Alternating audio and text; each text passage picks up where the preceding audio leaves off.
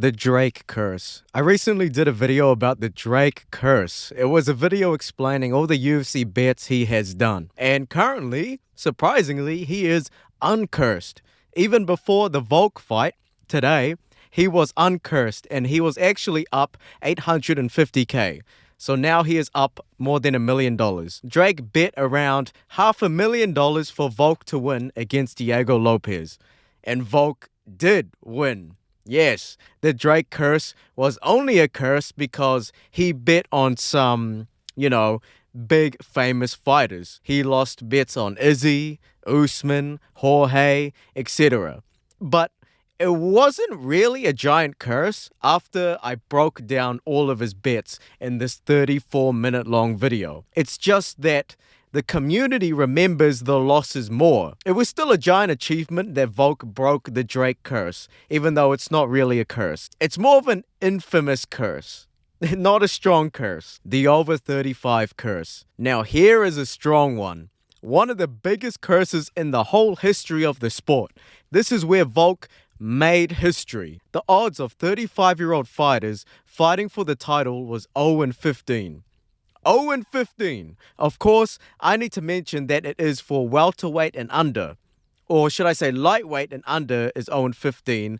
And including welterweight is like 2-20 something. Because the lighter weight classes show a giant emphasis on speed, and when you age, the athletic ability is what goes away first. And we recorded a specific age where the light fighters get destroyed. It was exactly at 35.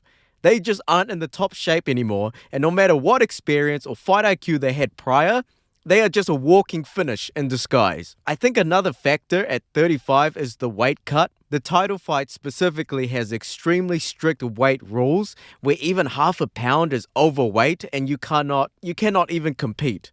Well, you can compete, but it's not for the title anymore. So these older fighters are already battling the scale just to enter the fight, and they kill their long-term health just to be in competitive shape. And when you're that old, maybe 24 hours to recover from that isn't enough. So going into the fight, there was a 100% chance of Volk losing. And he overcame those odds, looked faster than Lopez, and even had power as well. There's a bit of a debate up in the air now. Is Volk that amazing? Or is Lopez that much of a spamming airhead that he couldn't beat a 36-year-old Volkanovski? But anyway, right here in the interview, they are going to make books on this guy. Man, a lot of people counted me out, right? Coming off 2 knockout losses, the 35-year-old curse, 36 years old, big break, and come back and beat a gun. And look what can happen. Break records. This people are going to write books about. This is going to be movies, you know what I mean? Like that type of that's what it's all about.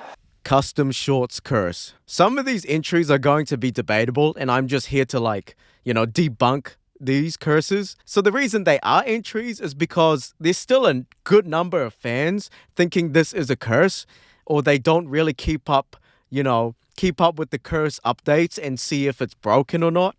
So the custom shorts curse. I have no idea where these people are going with this. Yes, we've seen some very, very bad downfalls of fighters when their custom shorts finally arrived, such as Israel Adesanya and Leon Edwards. Leon had it the worst. He got stripped. He got stripped out of his custom shorts. I cannot think of a bigger aura loss than that. But at the same time, we have very good successes. DDP, Moreno, Islam, Marab, Topuria. These are just a few examples. And not to mention, even more fighters are going to get custom shorts in the future. So there is actually no way there's going to be a consistent bad pattern amongst these new fighters with these custom shorts. The EA cover curse. The EA cover curse has been around for a long time, and it kind of has its curseness still there. But it's just that EA has promoted the UFC game series in many variations and versions to the point where do you even draw the line and consider what's the cover now? Because Alex Pereira was the cover of UFC 4 at one point digitally. It was a promotion to promote the fight for the cover during their fight. Will Izzy or Alex become the next UFC 4 cover? And then there are deluxe editions, limited editions, super limited edition covers where it shows a whole roster of famous fighters. Like, where do we draw the line? But if we narrow down to just, the official original releases, then Volk did indeed break the curse. A little bit. I say a little bit because the EA cover curse does mean you lose, but maybe not the long term anymore. John Jones, after he got put into the cover, got into a bunch of controversies where he wasn't even a rostered fighter anymore. That was the curse taken into effect. But look at Jones now, heavyweight champion. Shevchenko, she was in the cover and lost against Grasso and lost the draw. I say lost the draw because in the title fight, the belt just goes back to the champion anyway, so it's pretty much a loss. But she got it back in the third fight and is the women's champion once again. And now Volk for the cover had 2 extremely bad losses, came back and became champion again. So the EA cover curse probably doesn't exist anymore. And if it does, it only affects fighters for the short term. If we're being generous. Short notice curse. I guess you can say this one's a curse. Once you get destroyed in a short notice fight, you are bound to have, broken your chin. Your chin becomes glass or at least begin your career downfall, which does generally happen anyway. I'm not talking about chins becoming glasses, but you will probably lose your short notice fight in general. Short notice fights are a huge disadvantage despite experience, resume, and physicality. So it's a huge challenge with also huge consequences.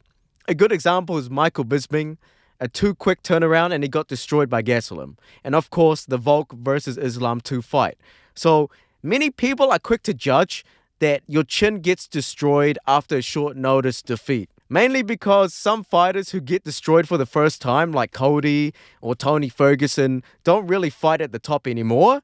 But some fighters can recover from that, despite what they've been through. So it's kind of a curse, but a super weird one. Let's just get this out of the way. Curses in general is basically just a meme and a pattern to begin with. So don't take any curses actually seriously.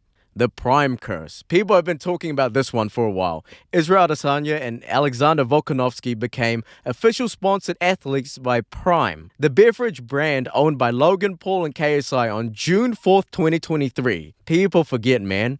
There is a number of people saying that the Prime Curse is real, which in hindsight is very convincing and kinda true. These two fighters will always wear Prime merch around fight week and show off that they are Prime endorsed athletes. Like it or not, it's because of their contract. So let's look at Izzy since June 2023. Lost to Sean Strickland, then to DDP, and then Imavov. Lost in tragic ways as well. People say Volk just broke the Prime curse because he beat Diego. No. It was there at the beginning. Volk never got affected by the Prime curse. Or should I say, there was no Prime curse to begin with. Volk was endorsed and wearing the Prime loud as fuck necklace in UFC 290 against Yair. And he beat Yair. So he was never affected by it. So I will leave this entry as debunked as well. And also you should leave a like in this video because, why not?